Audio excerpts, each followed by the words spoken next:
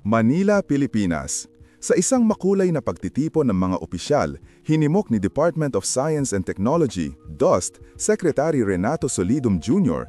ang mga pinuno ng Maynila na huwag matakot sa The Big One, kundi maghandang maigi.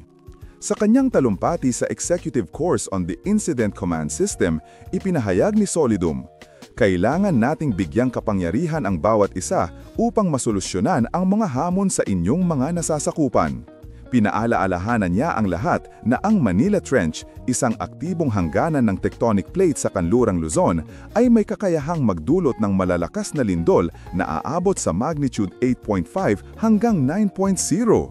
At hindi lang iyon, maaaring magkaroon ng tsunami na sumalanta sa baybayin ng Maynila sa loob ng isang oras. Habang papalapit ang 2058, tumataas ang tsansa ng Big One. Kaya naman, ang mga alkalde ng Metro Manila ay on their coast, nagsasagawa ng mga hakbang upang masiguradong handa ang kanilang mga mamamayan. Ibinigay ng pamahalaan ng Maynila ang mga go bags sa higit 100,000 benepisyaryo, kabilang ang mga estudyante at barangay officials.